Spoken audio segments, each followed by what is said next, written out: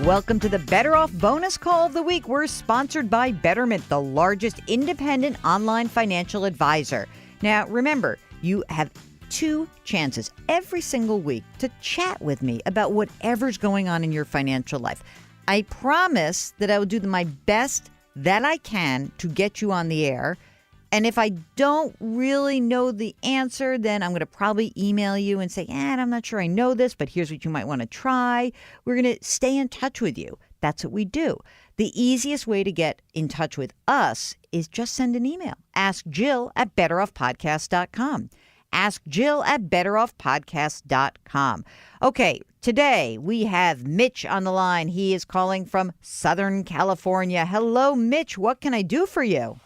Hey, Jill, thanks for having me. I love your show. Oh, thank you so much. Let's mark that. Let's put that in the best of right now. Okay, just kidding.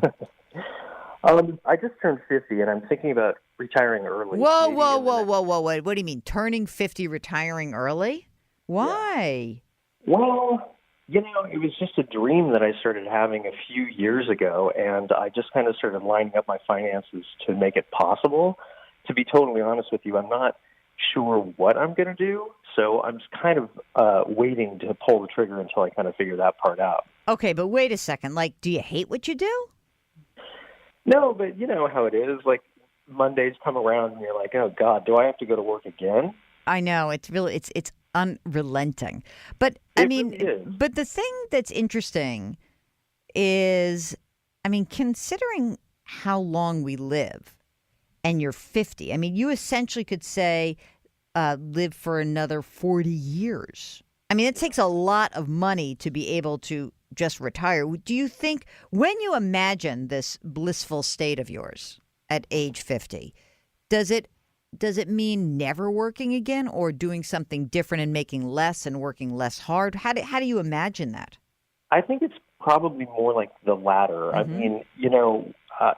We make sacrifices as we go along, and sometimes we're not always able to choose exactly what we want to be doing. So I do want to continue to work because I like working, Okay.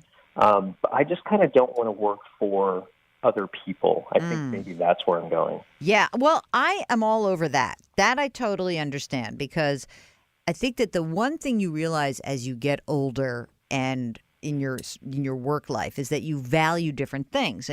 Maybe years ago you might have said the highest possible salary is what I'm gunning for.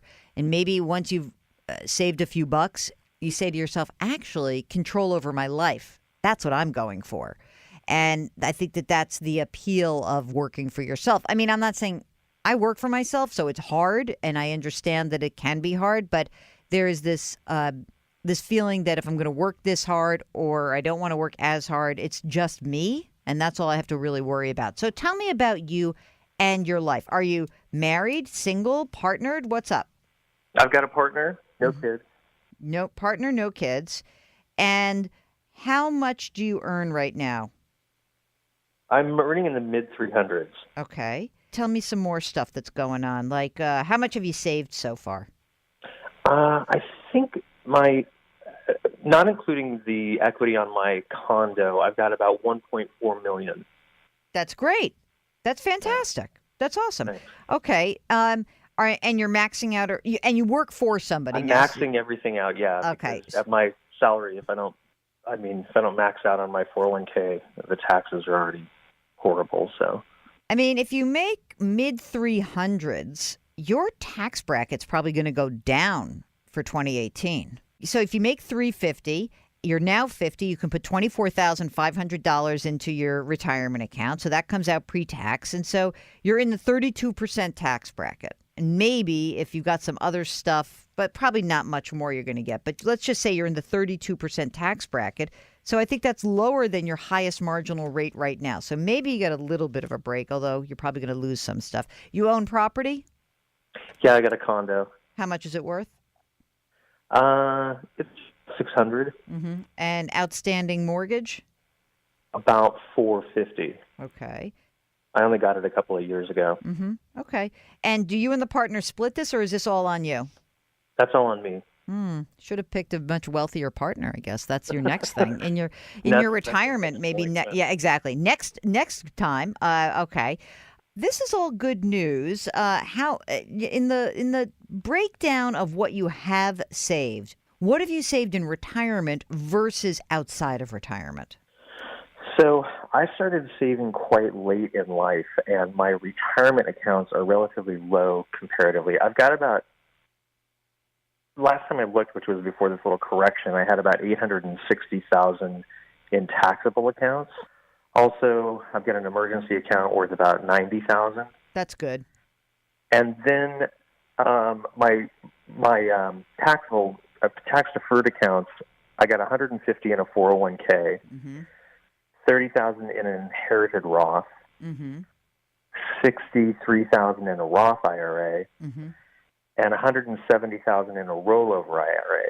Okay. Now, one of the things I wanted to ask you about was that rollover IRA, because when I read the blogs about early retirement, they always talk about backdoor Roth conversions. Mm-hmm. And that rollover IRA came from an S Corp account that I had before I took a salaried job, because I was freelance for a long time. Okay. So did you have like a Keo or a profit sharing plan or something funky like that? I had a 401k inside my S Corp. Okay. Okay. I got it. So okay. And so the money came out of that originally, went into Yeah. this rollover. Did you I close out talked to the old plan? Well, here's the thing. I got 56 cents in the old plan because it didn't all roll over. So that S Corp 401k is still open. Ooh. And I talked to an advisor who said I could roll that money back in there and then do Roth conversions. But then I talked to my CPA, and he was like, "Why do you want to do that? It's a hassle, and it's not worth it." Whoa, wait. Wait. I don't want to like cross hairs with your CPA, but Okay. it may be worth it. And I'm going to tell you why it may be worth it. It may not be worth it this second, but let's project into the future. I'm not saying you're going to retire, but because I want to just say, like, you want to do something different. Let's just pretend that in the next couple of years, instead of making in the mid 300s, and let's say you do this sooner rather than later, so I just can use by the old tax law. Instead, in the mid 300s, you make $1.50. Okay. Oh, you're filing singly. That's the other thing. I gave you the last tax bracket. The last thing I gave you was actually you're in the 35% tax bracket. I forgot you're filing singly. So let's just say that you go from the mid 350, you go to mid 300s, and you're now going to make 150. So instead of being in the 35% tax bracket, you drop down to the 24% tax bracket. Why is that important? Because then if that money is sitting in your old plan, you can start to take money out slowly but surely and convert it into a Roth at a lower tax rate.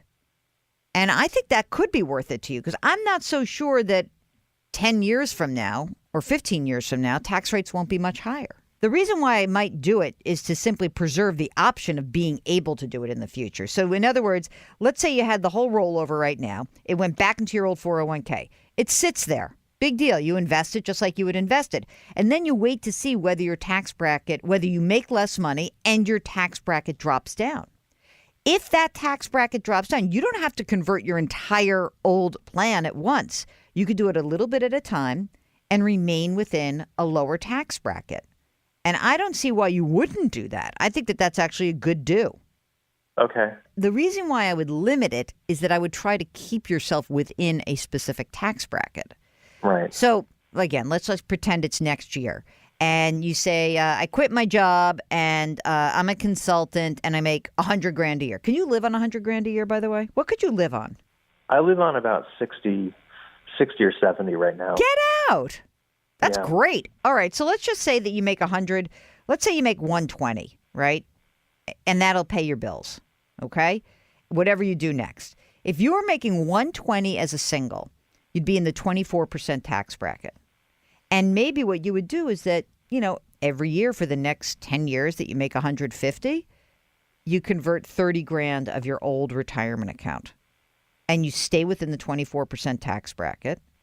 And now you're paying a 24% tax because I think that in the future, you don't know what your tax bracket's going to be. I do know that 24% is pretty low. So it would seem to me that this is a I think I like the idea of at least having the option of doing it, which is great. I don't know if you have to do it by rolling it. Now that I'm thinking this through, I'm not sure you even have to roll it back. Why couldn't you just do it out of the rollover? Is it in a? Did you roll it over into a 401k or did you roll it over into a separate rollover IRA? Into the separate rollover IRA. I don't know if you even have to go back to the 401k because you can convert a pre-tax asset into a Roth asset. I think the idea of converting it is something that is actually available to you regardless of whether it's in a rollover IRA or back in that old 401k. The only reason why you would put it back in the 401k, I don't even know why you would, because I think that I guess if you are working for yourself, you could keep contributing to it. I wouldn't close that out yet until I figured out what I was doing next. I love the idea of converting a chunk of your money into a Roth asset. It's the best asset out there. I can't believe it's still actually legal to use a Roth IRA because I think they're so good. It really is amazing. Yeah. Can you live on $120,000 a year? That's the answer. Yes, you say. If you have $1.5 million or so, or 1.4 million, one way to think about what you can use from that account is in your mind. You could say, generally speaking, I should be able to take out 3 or 3.5% of that a year. That's about, let's just call it $45,000 a year. So that's what you can assume from a nest egg of 1.4 million.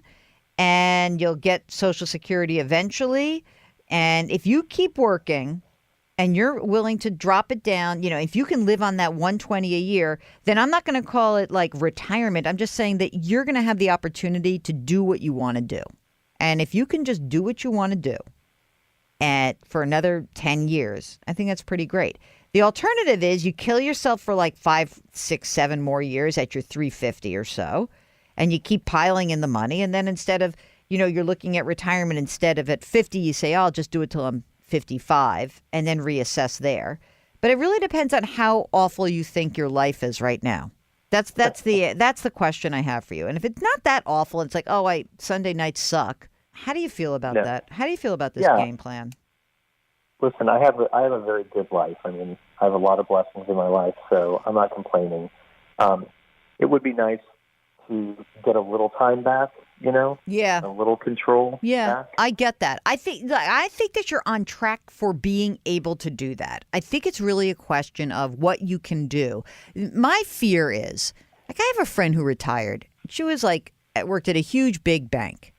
And she's like, I just don't want to work quite as hard.